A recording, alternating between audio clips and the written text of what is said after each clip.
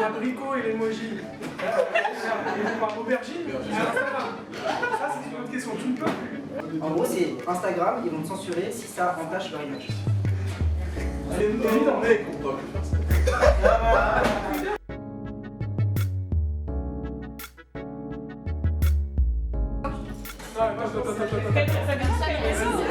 Quelle raison en fait, tu vois. Ok, commençons par celui le plus utilisé déjà pour vous, c'est lequel? Twitter. Vous savez, vous parlez en même temps, mais vous n'êtes absolument pas d'accord. Le plus utilisé par qui? En termes de chiffres, personne n'a les chiffres. Qui dit Twitter? Non, Twitter. vous négligez Facebook. Qui dit Instagram? Ça c'est tranche d'âge, 70 ans. Oui, je parle pas de tranche d'âge, on a dit le plus utilisé par qui? Non, mais par les Par quelle tranche d'âge? Par quelle tranche d'âge? Franchement, Twitter, la jeunesse et. Ok, 2019, le réseau le plus utilisé, c'est Facebook. Ça a toujours été Facebook, hein? Ouais. Ça a toujours été Facebook. Tu utilises beaucoup Instagram. Non, mais qui va sur Facebook? Franchement, qui va. Qui va sur Facebook? Mais rejoins-les plus. Mais plus. Coach, ta question c'était quoi? 11 ans, je crois. Moi je dirais troisième. Fin du collège. Ouais.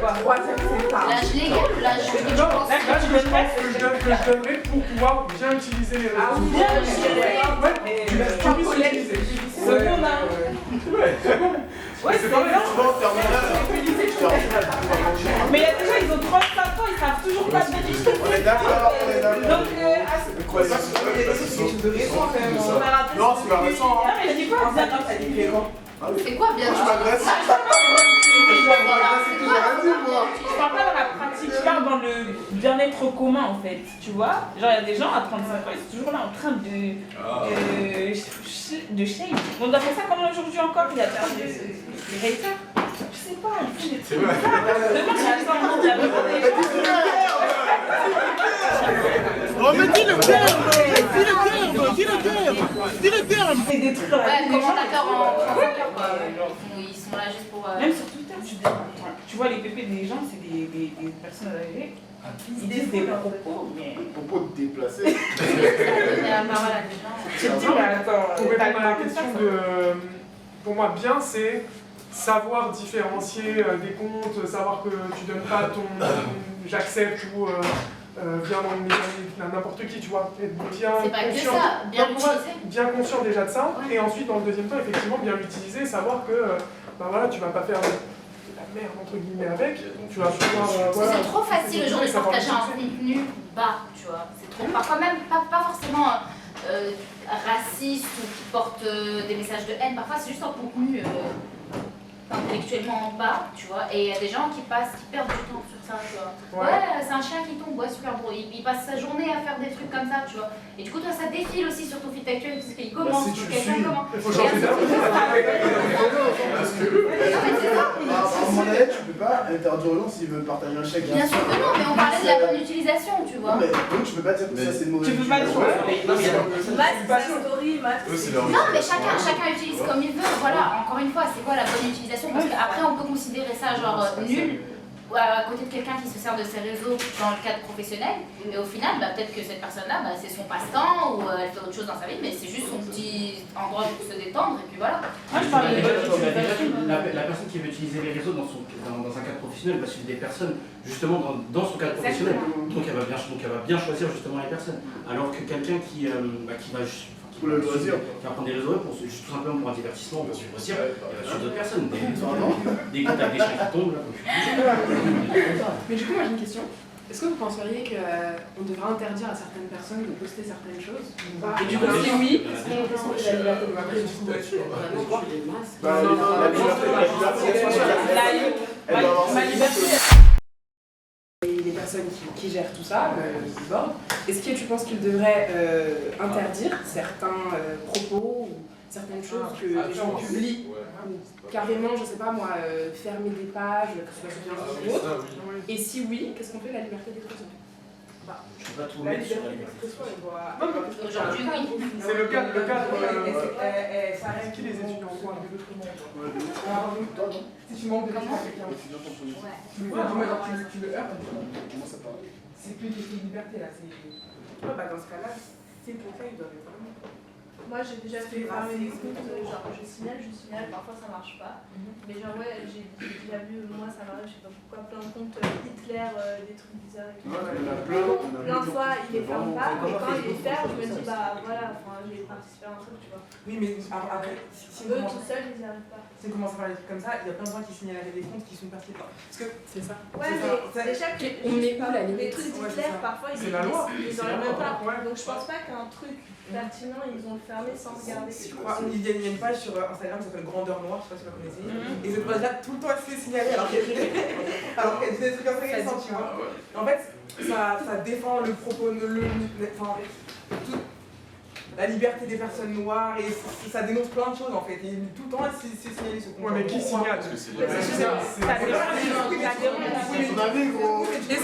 les personnes qui signalent ça, c'est des personnes qui sont heurtées par la chose alors que ça. En fait, ça dépend de la sensibilité de chacun. Ça reflète aussi la société. C'est pour ça que je vraiment. À ce moment-là, toi tu vas dire, bah moi je me sens heurtée, mais en vérité, la personne. Donc du coup, on va placer où la limite?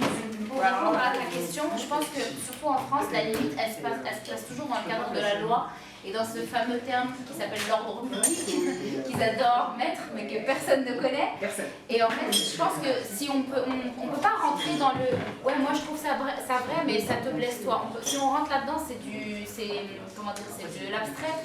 Ça marchera pas. Donc je pense dans le cadre de la loi, et encore Facebook et les réseaux, c'est des plateformes internationales, ça veut dire il y a la loi française, il y a la loi américaine qui sont pas les mêmes, qui vis-à-vis de ce que tu disais par exemple, n'ont pas les mêmes. On a la loi Guesso en France pour la reconnaissance de la Shoah, c'est pas le cas aux États-Unis ou dans d'autres pays. C'est compliqué dans une plateforme internationale d'essayer de censurer. C'est pour ça que moi je suis pas pour qu'on laisse tout le monde parler, mais je me dis finalement, bah, en fait il n'y a pas de plan B, je vois pas la solution qu'on pourrait. Quitte à, je sais pas, un certain nombre par exemple un compte qui est signalé un certain nombre de fois, bon on ferme, c'est la seule chose que je peux trouver logique, mais sinon. Mais si tu prends le problème à l'envers aussi, c'est le souci, c'est que si quelqu'un dit des propos qui peuvent influencer dans ce que tu considères de mal ou pas, c'est plus éduquer les gens à faire la différence entre ce qui est bien, ce qui n'est pas bien. Pour toi, en fait, dans ton évolution, qu'est-ce qui est intéressant pour toi de prendre comme information, de suivre comme compte. Et du coup, ça, tu vas directement le mixer dans ta tête, mais il y a des gens qui sont, entre guillemets, qui sont influençables, en fait. Et c'est ça le souci, mais c'est un souci de société de base, en fait, c'est pas relié aux réseaux sociaux. Alors, le compte qui va être, entre guillemets, polémique, je pense, et bah, il va te... Toi, tu vas te dire, ah oui, mais c'est aberrant d'avoir ça. Mais ça existe, il y a des gens qui pensent vraiment ça, en fait, ça reflète aussi des gens, des pensées. C'est en fait la réalité de la société. Mais je pense qu'il y a deux types de comptes. Il y a les gens qui n'ont pas beaucoup d'amis sur les réseaux, ce qui signifie que leur portée, enfin on connaît tous, on a déjà tous peut-être vu un compte, moi ça m'est déjà arrivé, je sais pas vous, dans les commentaires d'un article ou quoi, un compte qui dit n'importe quoi, mais vraiment des messages de haine ou autre, mais aberrant, n'importe qui ici verrait ça, il saurait que c'est n'importe quoi, et quand tu vas sur le compte, tu te rends compte qu'il a 0 amis, ou genre c'est un compte peut-être fake. Ça, c'est des faux comptes. Voilà, et je me dis, c'est ça, et je me dis, tu vois, passer son temps à bloquer des gens comme ça, faire des trucs comme ça, bon, c'est voilà. Par contre, quand tu es influenceur Instagram, quand il y a une communauté, une grosse communauté qui te suit, que des gens te prennent pour exemple, etc., et que tu te dis, pardon du terme de la merde, je trouve ça plus grave. Parce que, comme tu dis, les gens influençables, il y a une responsabilité, exactement. Il y a des gens influençables qui sont là, il y a des enfants qui regardent. Mais encore une fois, je rejoins ce que comment tu t'appelles, excuse-moi ? Johan. Je rejoins ce que Johan disait parce qu'il faut filtrer ce qu'on veut. Moi, je trouve, je regarde dans mon entourage à la fac, les gens filtrent pas. Et je comprends pas, c'est ça. Moi, un truc me plaît pas, j'irai pas agresser la personne, ça dépend de ma proximité avec. Si c'est une copine, je dis arrête tes conneries. Mais si c'est quelque chose que j'aime pas, juste j'arrête de suivre, je masque ou je supprime, ou si par exemple je veux la garder dans mes amis, aujourd'hui il y a plein d'options, on peut. Voilà. Mais ce qu'il disait, c'est qu'ils savent pas en fait.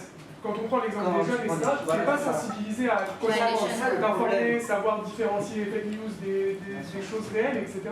Et du coup, je pense que c'est assez compliqué aussi de se dire, ok, je vois un article avec ce qu'on avait vu tactique, l'article où il y a juste, je sais pas, un titre. Trump a construit une mur, tu vois, etc. En fait, il n'a pas vraiment construit une mur tout de suite, mais il y a quelqu'un qui va arriver qui va dire, ouais, il a construit une mur déjà, etc. Bah non, en fait, il a juste posé un premier brique, bref. Et tu vois, si tu t'arrêtes juste au début de l'article, et c'est ce qu'on a fait dans le scroll, hein. Je rappelle point de vue au départ où je disais que voilà, c'était totalement la religion de l'homme blanc, c'était une religion qui a servi à servir le peuple africain et tout. Mais en creusant beaucoup plus, bah, j'ai découvert en fait que pas du tout. Et le christianisme, ça existait déjà en Afrique. En fait. Dans certains... Je sais pas si je peux appeler ça des groupuscules. Déjà, le côté société aussi est un peu hypocrite, entre parenthèses, parce que j'ai l'impression de choisir soit être dans la société, soit être religieux. Quand tu es dans la religion, j'ai l'impression que tu es un peu... En marge. Ouais, c'est ça.